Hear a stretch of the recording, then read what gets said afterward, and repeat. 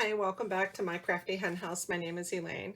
Today I brought you into my craft room. I'm going to show you an applique process that I decided to do on my little skirt that I had around my tree that I put up for the holidays. This is a little hen that I'm working on, and I'm going to show you exactly where I got her pattern from. I'm working on a quilt, and it's called Chicken Salad Sew Along, and this is by Lori Holt. And this little chicken here, her name is Henrietta. Now when you do this sew along, you have to actually get the shapes. They're called Sew Simple shapes, and this is what the packet looks like. And they come in a hard, rigid plastic. This would be one of the bodies, and you can see it has a number on it, and that coordinates with the number of the rooster or the hen that you're working on. And then there's other pieces in here that would be for like the tail feathers. This is another body here, and again, this is the top that coordinates with this pattern right here. And it's an adorable little quilt pattern. So this little hen, her name is Henrietta, and I will actually show you what her size is. This is the square for her. This is Henrietta sitting on her eggs. And what I went ahead and did is I took all the pieces that corresponded with her and I laid them on my scanner. Then I scanned them into my computer and put them in a Word file and actually reduced them down in size and printed them out according to the size that I needed for the project I was working on. And this is the little skirt. So you can really see her size here on this tree skirt compared to her size for the quilt. So she's quite substantially smaller here. And when I ended up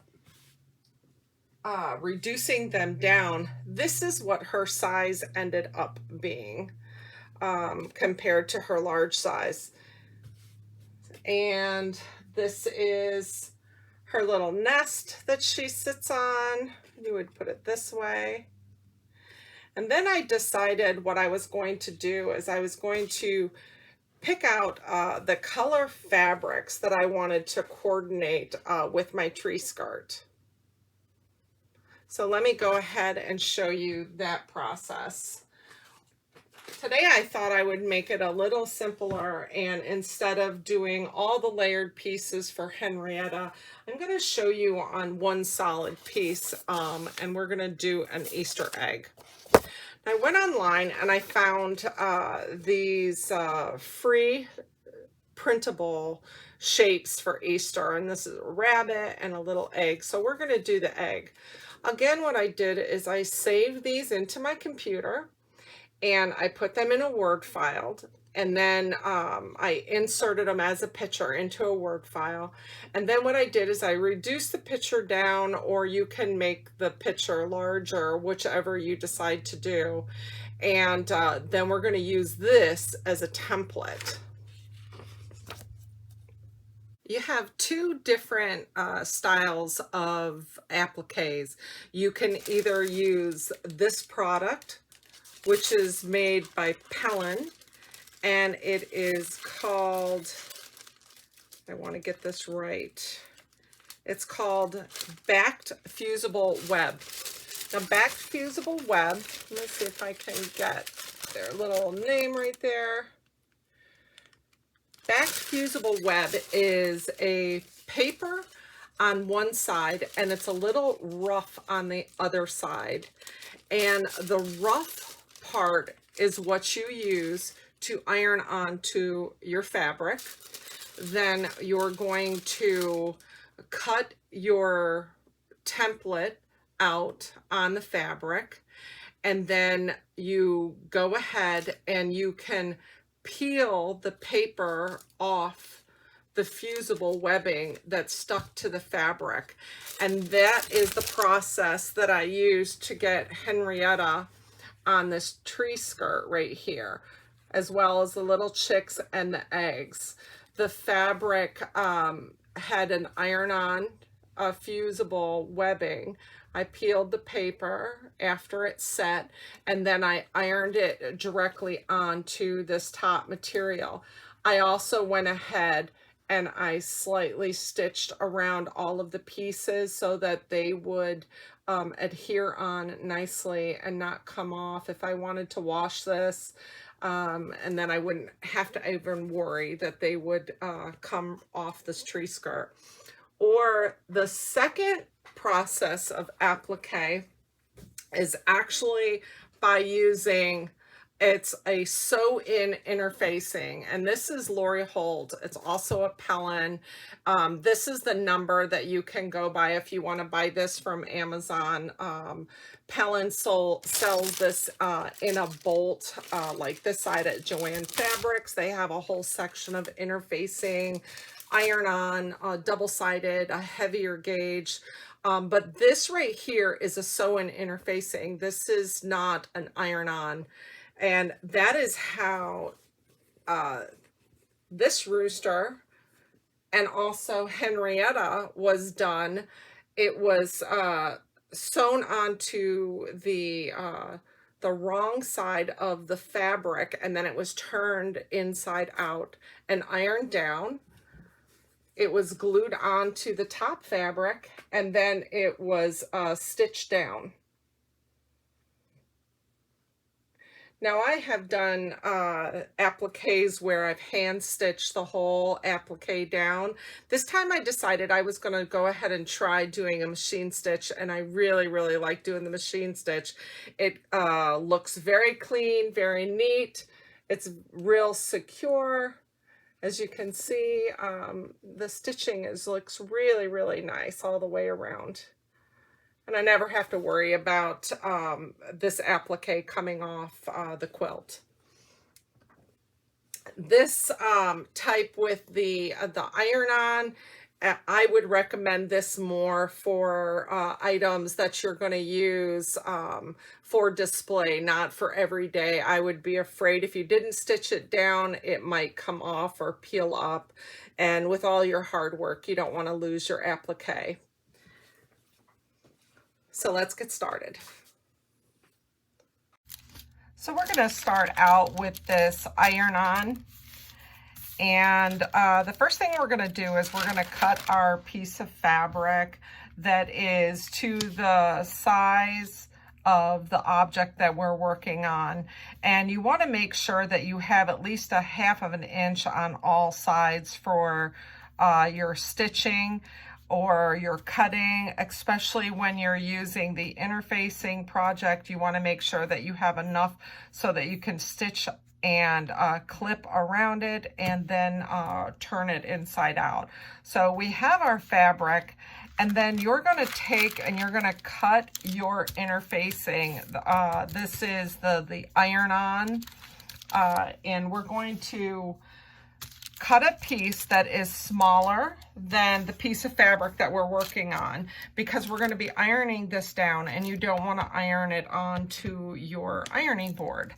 And as I had mentioned, you have a smooth side, which is the paper side, and a bit of a rough side. It looks a little fibrous on this side.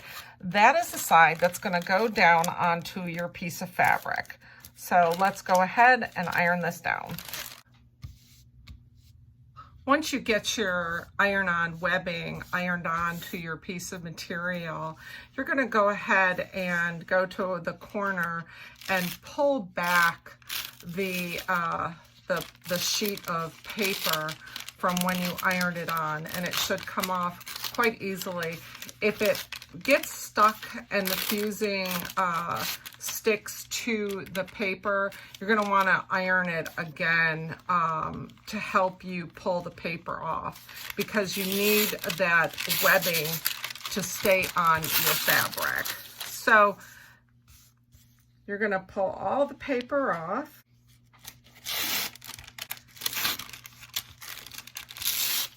And pull that right off. So then your fabric is going to have a bit of a rubbery feel to the back side. That is where your fusible webbing is.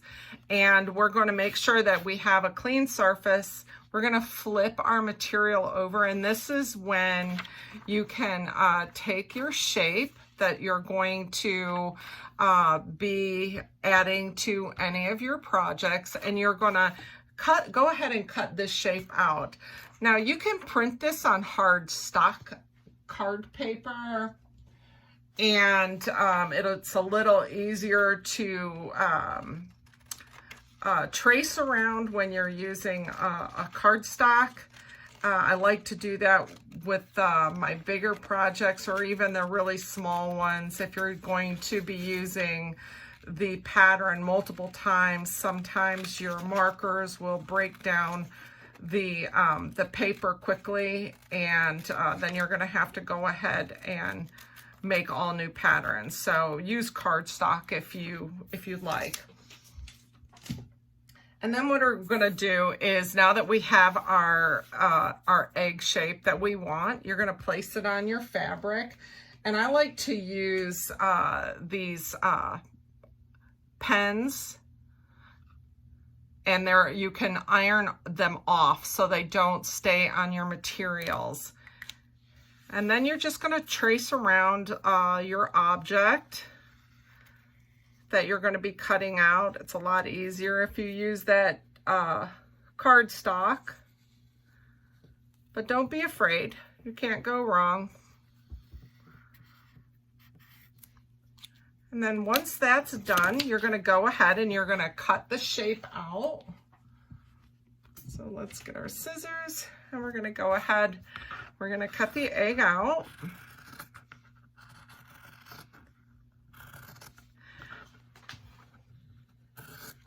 And then this project will be ready for whatever you decide to add your egg to. You're gonna just iron it on. You can stitch around it if you like, or leave it just as it is. And I thought that these would be really adorable on a set of plain napkins, or napkins that you maybe got from a Goodwill, or you picked up at a yard sale, or even if you decided to iron them on an old set of table mats for your kitchen table during the holidays. You can just iron that on. You can layer them and make other eggs, maybe a couple going across the bottom at different sizes. So that's one applique process that I used with Henrietta, and that is how she went down. And I cut her out, I put the fusible on the back side, ironed her down, and then I stitched around. So that's the one process I used for applique. The next one that I am going to do is the sew-in interfacing, and that is what comes from the Lori Holt, the Pellin. It's also the same as the Fusible Web. And you're going to take your fabric that you choose, and you're also going to go ahead and cut the size of interfacing that you need. And we're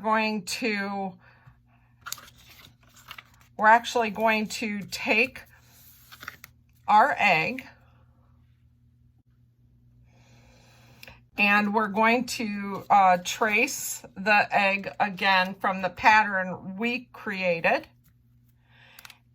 And you can either do again with stock paper and cut it out so that the egg is here, or you can see that this shape shows right through to this interfacing, this sew-on interfacing. So all we really have to do is go ahead and trace out the egg.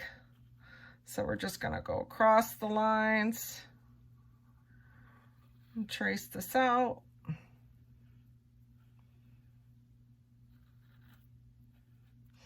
And once your egg is traced out, you can remove your pattern, and you're going to go ahead and you're going to put the sew-in interfacing right on top of the good side of your fabric.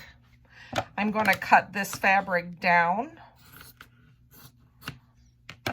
and we're going to put this under the machine, and we're going to sew all the way around the egg.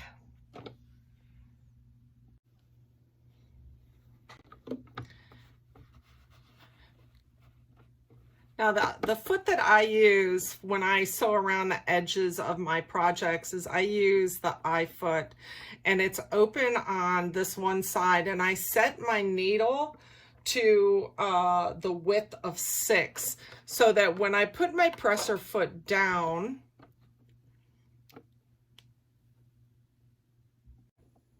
as you can see, when I put my presser foot down, my needle will come right down on top of my line. And that is how I use my guide. That way my guideline is not underneath my foot. It's on the side of my foot, and then my needle will go right down on the line.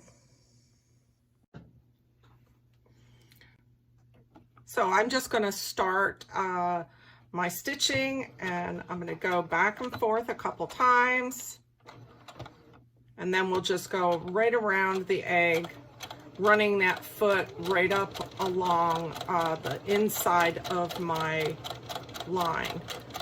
And then when I get around a bend, I pick up the foot and I turn it a little. Let me see if I can get you back just a little bit. I pick up and turn just slightly so I can make that bend, and pick up and turn, keeping my needle on top of that line.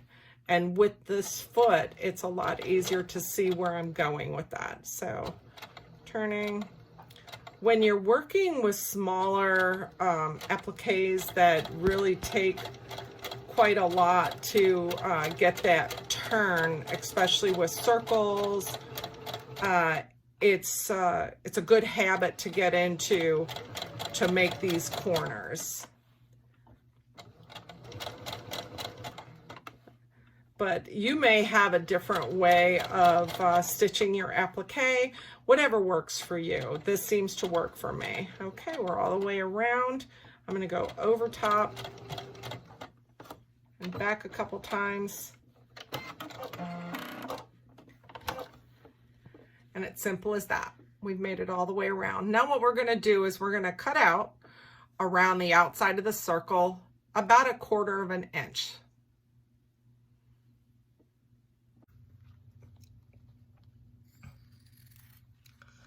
So we're just going to continue to cut around our egg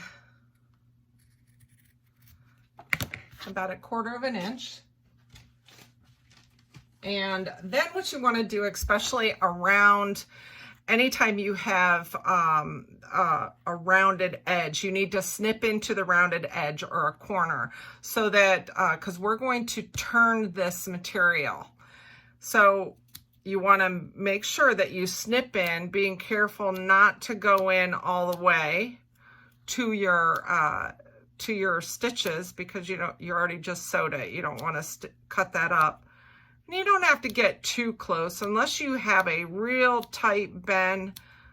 Then you want to get it closer. So we're just going to continue to go around, being mindful of not going too deep. And this applique is going to get glued down first, and then you let that sit, and then you can go ahead and you can stitch it down as well. And don't be afraid if you do end up snipping your line, you can always go back over and restitch it before because you have it cut so much off that you don't have any wiggle room. So then what we're going to do is I'm going to pull up, I'm going to pucker up this interfacing really quickly, and I'm just going to do a little snip. That's only because I don't want to cut through to my back fabric. And then we're going to do a line about this size, about 2 inches, and we're just going to turn it inside out.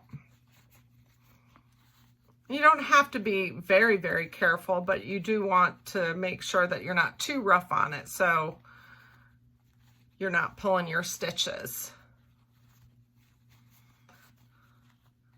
And then we're going to take a turning tool. I have 2 different ones. I have this one and I also have this one. This one I think I'll use today because it's fully rounded without this point here, because the egg is round. So we're just gonna slide this in up to the stitch, in through the back pocket, and we're just gonna start rocking gently back and forth at that seam to bring out our seam. It doesn't look like much when you're initially working on it, but just working the material will turn it. Then I like to take my material. This has a rounded side and a flat. And I'm going to take the flat side and place it down. And I'm going to wiggle it through the seam. So I make sure that I get the seam nicely flattened out without putting too much pressure. You don't want to go through your stitches. And there we have our egg. Now I'll go ahead and I'll press this real quickly.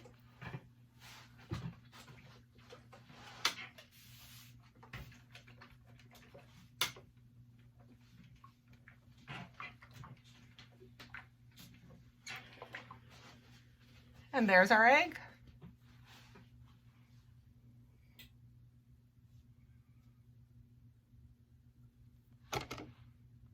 So that's my little lesson on how I do my appliques.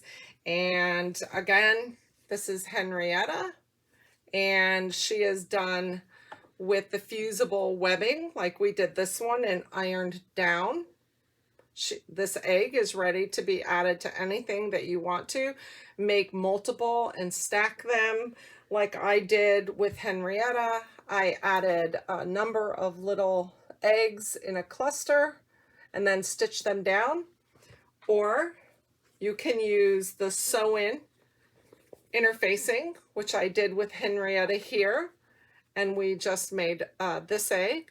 Now this egg, what I use is I use this Craft Bond glue. You can use any fabric glue, and you're just going to take the glue and apply a small amount around the edges and place this egg where you want it on your project.